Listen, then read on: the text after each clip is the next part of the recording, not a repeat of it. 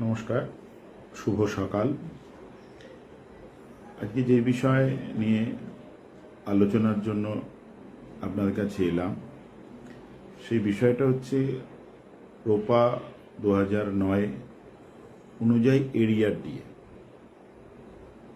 যে ডিএর জন্য 2016 সাল থেকে লড়াই আন্দোলন মামলা চলছে, যেই রায় হয়েছিল যে 2008 থেকে 2019 পর্যন্ত এরিয়া ডিএ মিটিয়ে দিতে হবে যারা ডিএ প্রাপক সকলের ক্ষেত্রে, সেই ডিএ নিয়ে আলোচনা। ইতিমধ্যে অনেক টালবাহানোর পর একটি অংশ 2016 জানুয়ারি থেকে 2019 ডিসেম্বর এরিয়ার ডিএ হিসেবে পেয়েছেন। যেমন যারা প্রত্যক্ষভাবে যারা সরকারের সঙ্গে যুক্ত সরকারি কর্মচারী এবং অবসরপ্রাপ্ত কর্মচারী, অবসরপ্রাপ্ত কর্মচারী এবং গ্রুপ ডিরা তারা অ্যাকাউন্টে পেয়ে গেছেন, আর গ্রুপ এ বি সি তারা তাদের জিপিএফ অ্যাকাউন্টে পেয়েছেন। মোট যে ডিএ প্রাপক তাদের মধ্যে পেয়েছে খুব অল্প সংখ্যক। আমার যেইটুকু জানা, বর্তমানে সরকারি কর্মচারী আছে 65,000, আর অবসরপ্রাপ্ত কর্মচারী আছে হয়তো আরো 1-1.5 লাখ, সব নিয়ে 2 লক্ষ কাছাকাছি, কিছু কম। একমাত্র তারাই পেয়েছে। কিন্তু সবচেয়ে যেই বড় অংশটা সেটা হচ্ছে শিক্ষক, শিক্ষাকর্মী, শিক্ষিকা, পঞ্চায়েত ও বিভিন্ন পৌরসভা কর্পোরেশনের কর্মচারী, বিভিন্ন বোর্ড কর্পোরেশন, বিভিন্ন ডেভেলপমেন্ট অথরিটি, কলকাতা কর্পোরেশন বা কেএমডিএ, এরকম ধরনের যত বোর্ড কর্পোরেশন আছে, কলেজ, বিশ্ববিদ্যালয়, তারা কিন্তু এরিয়া ডিএ পায়নি। বিগত সরকার এটা খুব চালাকি করেছিল যে আদালতের রায়কে মানাও হলো, আবার বেশি টাকাও খরচা হলো না, সরকারকে দিতে হলো না। তাই শুধুমাত্র ওই 65,000 কর্মরত সরকারি কর্মচারী আর অবসরপ্রাপ্ত সরকারি কর্মচারী 1.5 থেকে 2 লাখ দিচ্ছে। কিন্তু যে ব্যাপক সংখ্যাটা, প্রায় কর্মরত পঞ্চায়েত, পৌর কর্মী বা শিক্ষক সঙ্গীতের সংখ্যা প্রায় 3.5 থেকে 4 লাখের কাছাকাছি। আবার সেখানকার অবসরপ্রাপ্ত আরো ধরলে প্রায় 7-8 লাখ। তাই মেজর পোর্শন কিন্তু পায়নি। আর সংগ্রামী যৌথ মঞ্চের লড়াই কিন্তু এই জায়গা থেকে।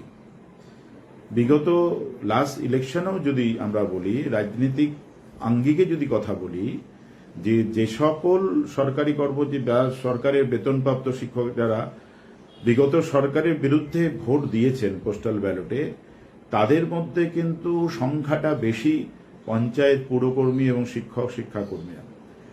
যারা মেজর পোর্শন কাজ করলো তারাই কিছু কারণে, টেকনিক্যাল কারণে এখনো পায়নি। এটা স্বাভাবিকভাবেই যারা গ্যারান্টিড এডের মধ্যে বেতন পায় তাদের মধ্যে এই ক্ষোভ। আর সংগ্রামী যৌথ মঞ্চ বিশেষ কোনো শিক্ষকদের সংগঠন নয়, সংগ্রামী যৌথ মঞ্চ বিশেষ কোনো রাজ্য সরকারি কর্মচারীর সংগঠন নয়, সংগ্রামী যৌথ মঞ্চ বিশেষ করে কোনো অবসরপ্রাপ্ত কর্মচারীদের সংগঠন নয়, সংগ্রামী যৌথ মঞ্চ বিশেষ করে অস্থায়ী কর্মচারীদের সংগঠন নয়। সংগ্রামী যৌথ মঞ্চ ওভারঅল সরকারের কাছ থেকে যারা বেতন পায় এই ধরনের বা পেনশন পায়, সকলের জন্য সংগ্রামী যৌথ মঞ্চ লড়াই করছে। তাই সংগ্রামী যৌথ মঞ্চ মনে করে যে আমাদের লড়াই শেষ হয়নি, যতক্ষণ না এই ডিএ সকলে পাচ্ছে। ইভেন যারা ওয়ার্ক চার্জ এমপ্লয়ি তারাও যতক্ষণ না পাচ্ছে, ইভেন যারা ডেলি ওয়েজে কাজ করে, কারণ ডিএ বাড়লে ডেলি ওয়েজ বাড়ে, তাই তারাও যতক্ষণ না এরিয়া ডিএ, তারাও এই ডিএর পাবো। যতক্ষণ না ডিএ পাচ্ছে, সংগ্রামী যৌথ মঞ্চে এই লড়াই চলবে। গত 1 জুন মাননীয় মুখ্যমন্ত্রী ডিএ মামলাকারী 4টি সংগঠনকে আহ্বান করেছিলেন আলোচনায়। সেখানে সংগ্রামী যৌথ মঞ্চের পক্ষ থেকে বা অন্যান্য সংগঠনের পক্ষ থেকে তারা তাদের মতো বক্তব্য রেখেছেন। সংগ্রামী যৌথ মঞ্চ গ্যারান্টিড এড নিয়ে পরিষ্কারভাবে অবস্থান রেখেছিলেন, কারণ এই 4টি সংগঠনের মধ্যে একমাত্র সংগ্রামী যৌথ মঞ্চের মধ্যে গ্যারান্টিড এডের শিক্ষক, শিক্ষিকা বা কর্মচারীরা আছেন, যেটা অন্য সংগঠনের মধ্যে সেইভাবে নেই। মানে আর 3টে সংগঠন পিওরলি গভর্নমেন্ট এমপ্লয়ি সংগঠন। তাই তাদের শিক্ষক, শিক্ষিকা বা শিক্ষাকর্মীদের তাদের দায়বদ্ধতা নেই, থাকারও কথা না, তাদের তো মেম্বার নয়, তাদের থাকারও কথা না। কিছু ক্ষেত্রে পঞ্চায়েত পুরো বা বোর্ড কর্মচারী কিছু কর্মচারী তাদের সঙ্গে থাকতে পারে। তাই দায়টা আমরা মনে করি সংগ্রামী যৌথ মঞ্চের বেশি।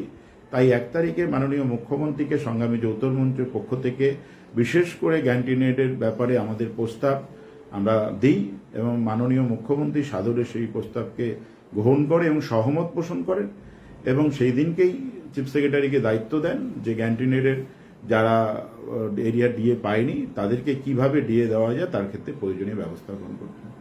তাহলে সরকারের অবস্থান কিন্তু ক্লিয়ার। 1 জুনই মাননীয় মুখ্যমন্ত্রী পরিষ্কার সর্বসমক্ষে মানে যারা মিটিংয়ের মধ্যে ছিলেন অফিসার তাদের কাছে পরিষ্কার নির্দেশ দেন যে গ্যান্টিনেটের এদের যাদের প্রাপ্য ডিএ তাদেরকে দিতে হবে গেল। কিন্তু তারপরও দুঃখের বিষয় আমরা কোনো মানে ভূক্ষেপ দেখছিলাম যে কোনো যে পায় তার বিষয়ে কোনো আমরা পদক্ষেপ দেখতে পাচ্ছিলাম না। তার 2 সপ্তাহ নাগাদ আমরা এই 1 জুনের তারিখ 2 সপ্তাহের নাগাদ আমরা সংগ্রামী যৌথ মঞ্চের পক্ষ থেকে রাজ্য সরকারকে চিঠি দিই যে এখনো পর্যন্ত যে সিদ্ধান্ত 1 জুনে হয়েছিল বা যে নির্দেশ সরকারের পক্ষ থেকে দেওয়া হয়েছিল তার কোনো প্রতিফলন আমরা দেখছি না। আমরা 2 সপ্তাহের মধ্যে আমরা চিঠি দিই। তারপরও যখন বিষয়টা খুব একটা আমরা রেসপন্স না পাই 1 জুন সংগ্রামী যৌথ মঞ্চের পক্ষ থেকে মাননীয় মুখ্যমন্ত্রীর সঙ্গে যোগাযোগ হয়। আমাদের কনভেনার ভাস্কর ঘোষ ওনার সঙ্গে কথা বলেন এবং উনি খুব গুরুত্ব দিয়ে আমাদের কথা শোনেন ফোনের মাধ্যমে এবং আমরা গত 2 তারিখ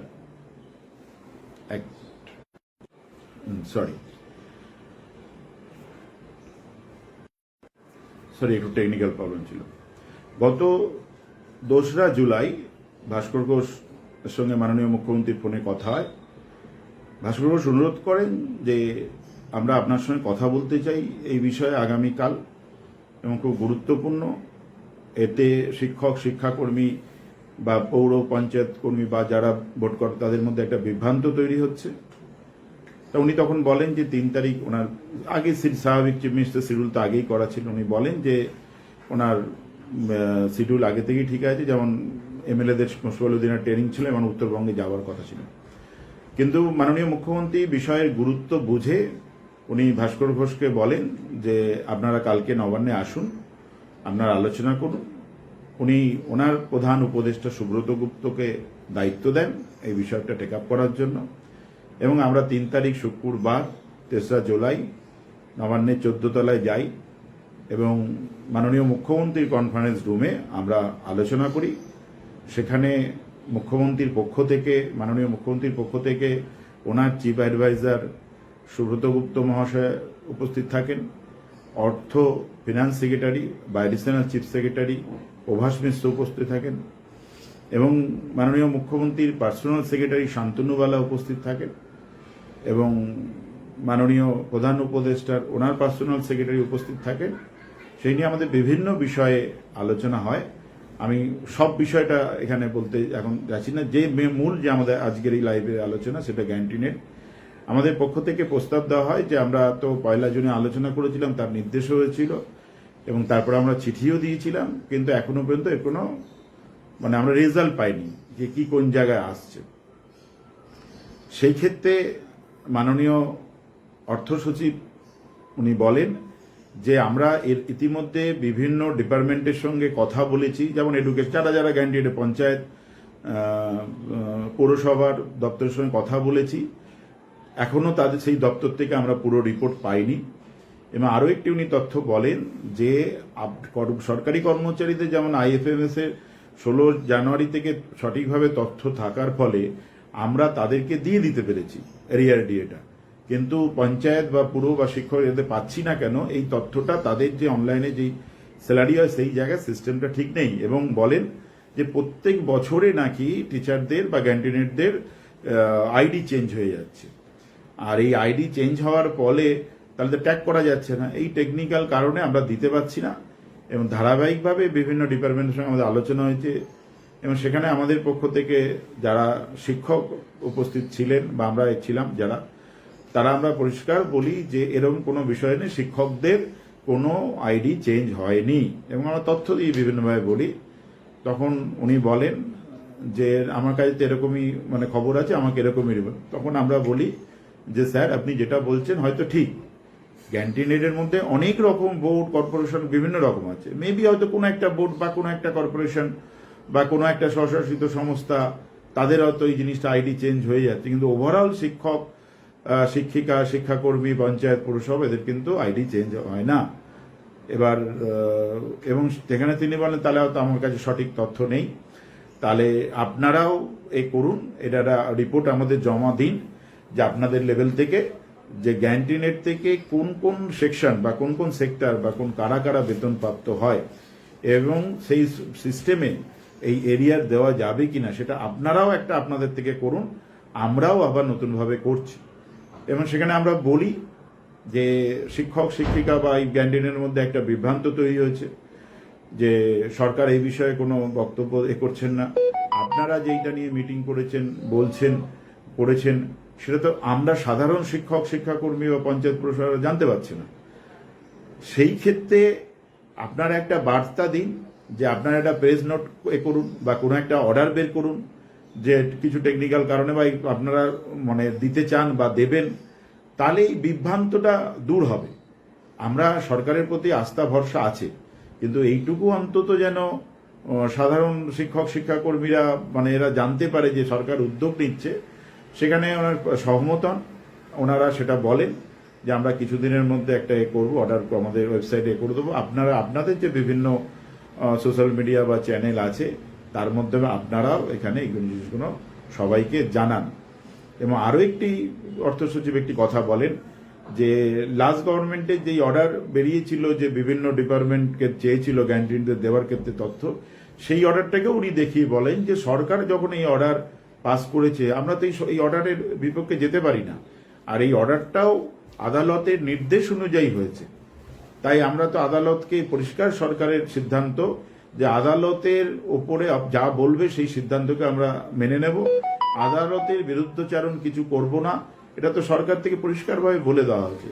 তাই সংগ্রামী যৌথ মঞ্চের পক্ষ থেকে আপনাদের বলতে চাইছি যে বিগত সরকার যারা ক্যান্টিনেটের মধ্যে যুক্ত তাদের যথাযথভাবে অনলাইন বা সফটওয়্যার সিস্টেমটা ঠিক না করার ফলে তার প্রতিফলন হচ্ছে আপনারা এটা পাচ্ছেন না। তা যেটা মানে আপনার যে এগুলো যদি তথ্য না থাকে তাহলে এরিয়াটা কি করে দেবে, সেটা তো বাস্তবে এখন তো আগের যে সিস্টেম ছিল ম্যানুয়াল, যে আমার কি পাওয়ার কথা কি পেয়েছি এটাকে মাইনাস করে যেটা সেইভাবে আগে এইভাবে যখন কম্পিউটার ছিল তখন এইভাবে হতো, কিন্তু এখন টোটাল তো অনলাইন সিস্টেম এবং এটা সেন্ট্রাল গভর্নমেন্টের একটা ইনস্ট্রাকশনও এবং রিজার্ভ ব্যাংকের সঙ্গে লিঙ্ক আপ, এখন ওইভাবে ম্যানুয়াল কিছু হবে না। তা সেই ক্ষেত্রে এই সমস্যাটা হচ্ছে, কিন্তু এই সুযোগে এক শ্রেণীর কর্মচারী, এক শ্রেণীর শিক্ষক, এক শ্রেণীর রাজনীতির কারবারি তারা কিন্তু ভুল বার্তা দিতে চাইছে। তা আমরা বলতে চাইছি এখনো পর্যন্ত কিন্তু সরকার দেব না এরকম কোনো কথা বলেনি, বরং দেওয়ার পক্ষে ইতিবাচক মানসিকতা দেখিয়েছে। তাই কোনো জায়গায় এরকম হবে না আমরা বিশ্বাস করি, কোনো জায়গায় যদি কোনো সময় কোনো মুহূর্তে হয় দেখা যায় যে ক্যান্টিনের দেওয়ার ক্ষেত্রে সরকার বিরূপ প্রতিক্রিয়া করছে বা অন্য অবস্থান নিচ্ছে, সেখানে তখন সংগ্রামী যৌথ মঞ্চ তার ওই সময়কার উপযুক্ত অনুযায়ী অবস্থান নেবে, যা যা করণীয়। সংগ্রামী যৌথ মঞ্চ উঠে যায়নি, আমাদের মঞ্চ চলছে ধারাবাহিক 24 ঘন্টা 7 দিন আমাদের অবস্থান চলছে, শুধু মানে যতক্ষণ না আমাদের সমস্ত দাবি পূরণ হচ্ছে ততক্ষণই অবস্থান এই আন্দোলন চলবে আর কি। তাতে সরকারের পরিবর্তন না পরিবর্তনের সময় কোনো যায় আসে না।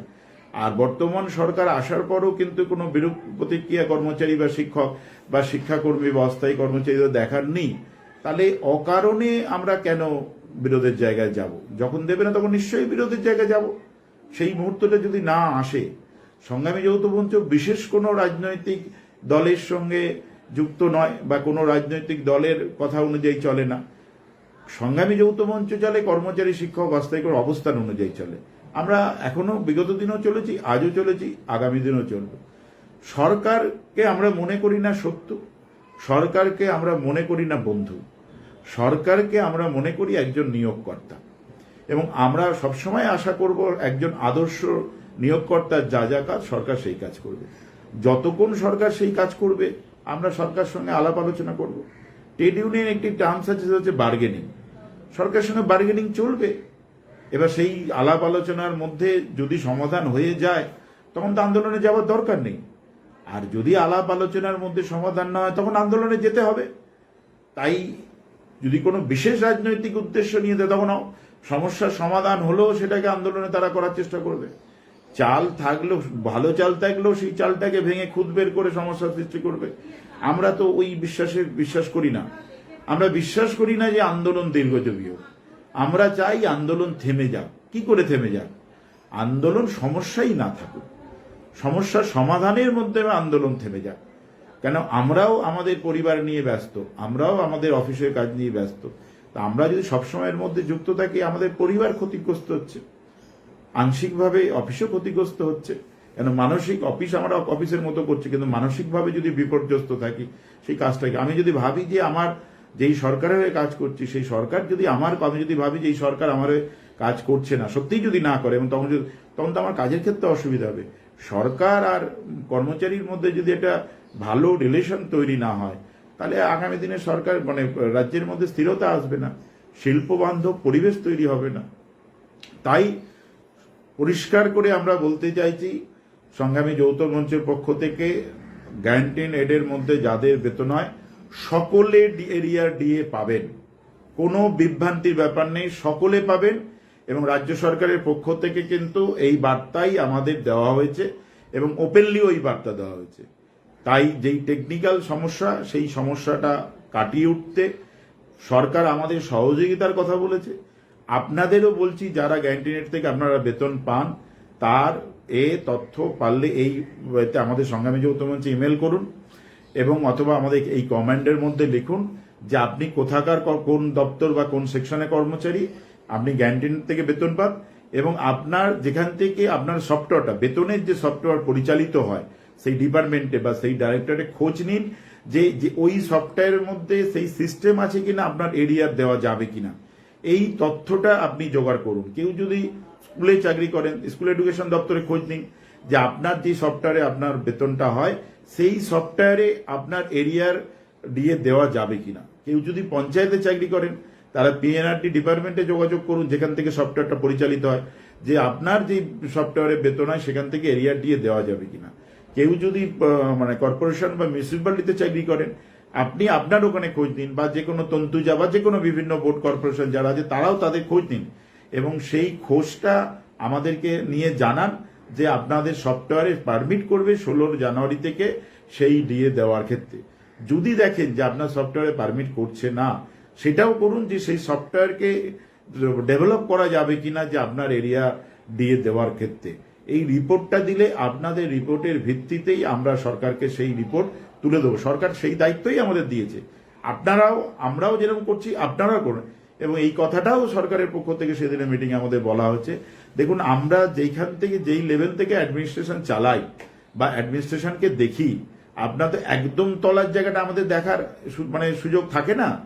কিন্তু আপনারা যেহেতু ব্লক লেভেলে, সাব ডিভিশন লেভেলে বা জেলা লেভেলে চাকরি করেন এবং ইউনিয়ন করেন, সেই সুবাদে আপনাদের কাছে যেই তথ্যগুলো আসে, অনেক সময় সেই তথ্য আমাদের কাছে সঠিক আসে না। তাহলে আপনারাও আমাদের তথ্য দিন, আমাদেরও যারা সাবঅর্ডিনেট অফিসার আমাদের যে তথ্য দিচ্ছে, এই দুই তথ্যর সঙ্গে আমরা কম্পেয়ার করে দেখি যে কোনটা কর্মচারীদের ক্ষেত্রে ভালো হবে, আমরা সেইটাই গ্রহণ করব। তাই আমরাও আপনাদের কাছে আবেদন করছি যে আপনারা এই তথ্যগুলো দিন, আর এই কমেন্টে লিখুন, আপনার এই কমেন্ট বক্সে লিখুন যে আপনি কিসে চাকরি করেন, গ্যারান্টিডের কোন সেকশনে চাকরি করেন, আপনার সফটওয়্যারটা খোঁজ নিয়ে যে কোন ওই সফটওয়্যারে পারমিট করবেন কিনা এরিয়া দিয়ে দেওয়ার ক্ষেত্রে, আপনারা উদ্যোগ নিন। আর কারো কথায় বিভ্রান্ত হবেন না, নিশ্চিতভাবে আগে প্রথম আপনি বিশ্বাস করুন যে রাজ্য সরকারের একই সঙ্গে রাজ্য সরকারি কর্মচারী, অবসরপ্রাপ্ত কর্মচারী, পঞ্চায়েত, পুর, শিক্ষক, শিক্ষাকর্মী, বোর্ড কর্পোরেশন একই সঙ্গে ডিএ পায়। তাহলে রাজ্য সরকারি কর্মচারী এরিয়ার ডিএ পাবে, আমি কেন পাবো না? আমারও অধিকার, আমিও পাবো। আগে আপনার মধ্যে এই বিশ্বাসটা আনুন যে আমি পাবো, যে যা ইচ্ছে ভুলবো। অনেকজন গোলা জলে, কিন্তু আপনি ভাবুন যে হ্যাঁ, এটা আমারও পাওয়ার অধিকার আছে। এবং আদালত কোনো জায়গায় বলেনি যে শিক্ষক, শিক্ষাকর্মী বা গ্যারান্টিডের প্রাপ্ত তারা ডিএ পাবে না। আদালত রায় দিয়েছে ডিএ পাপক যারা, সকলকে ডিএ এরিয়া দিতে হবে। তাই যারা বিশেষ রাজনৈতিক কারণে এই জায়গাটা গুলিয়ে দিতে চাইছে, তাদের উদ্দেশ্য রাজনৈতিক উদ্দেশ্য।